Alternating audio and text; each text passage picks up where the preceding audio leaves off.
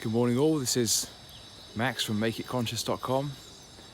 Just currently hiking through the hills of the Georgian town of Batumi. There's a beautiful ambience out here this morning. Thought I'd take this opportunity just to record a short video carrying on with explaining some basic Jungian concepts.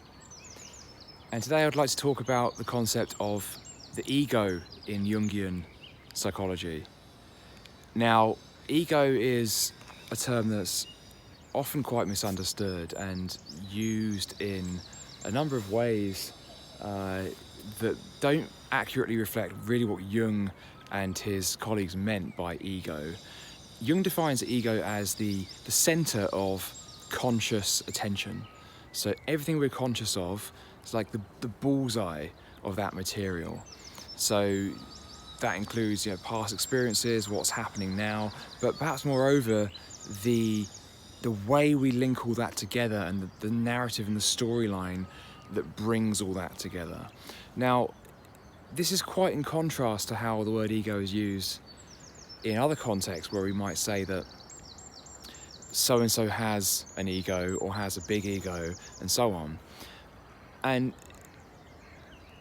the two ideas are related, but they're certainly not the same. Now,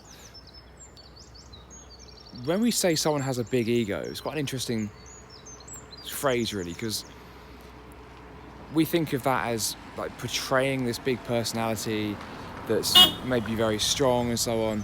Hello. I think he's wondering if I need a lift somewhere. No, I'm genuinely here by choice. It's unusual to climb a mountain, I think, in this part of the world, in the rain at least, but there we go. So when we think of someone who has a big ego, we think of them as coming across as very big and strong and perhaps larger than life, and of course that is because that is the narrative that we are saying about that person in that moment, given that we have ascribed this label to them. But if they themselves were to perceive themselves in a similar way, then they might consider themselves to have a big ego, sure. But that's because they're subscribing to a narrative of self. That's because there is a suite of conscious attention that is being bound by a central point, which we refer to as the ego.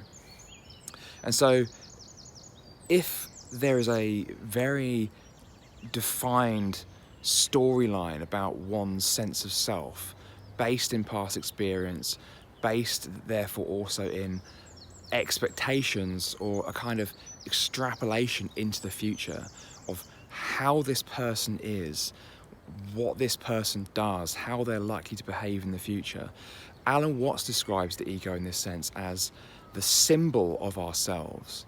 It's not what is happening now, it's not really what's happening, what we really are. It has nothing to do with the way our heart pumps blood around our body, the way that our rods and cones in our eyes generate a visual experience. No, it's none of that. It is an abstract construct that serves a purpose and gives us some idea of what it means. It's about assigning meaning to our experience by joining a disparate set of data points, really, that are appearing in consciousness. So when we have someone who we might think of as having a big ego, it might actually be more accurate to describe them as having a small ego, insofar as there is a more limited field of territory that's being explored by the conscious mind.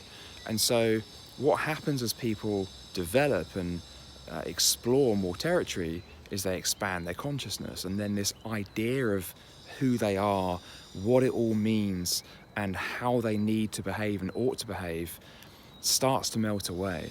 Because quite simply, as it gathers more experience and more data and clearly comprehends that, then any idea that was merely a useful tool for navigation just has to fall away, because it's not any longer a useful and meaningful explanation for what's really going on. And so in the Jungian sense, the ego is this this point which gathers all that together.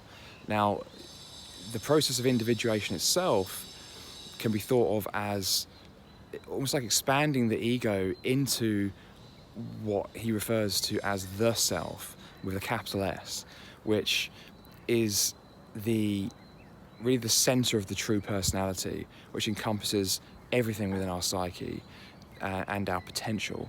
So it's not merely just what we're conscious of now, but it's what we can grow into as an individuated person. And so I really just wanted to keep this video brief today. I'm halfway through a hike, and that was all for me. So I hope that's been a useful introduction to the concept of the ego in Jungian psychology, and I hope it was useful. I shall chat to you next time.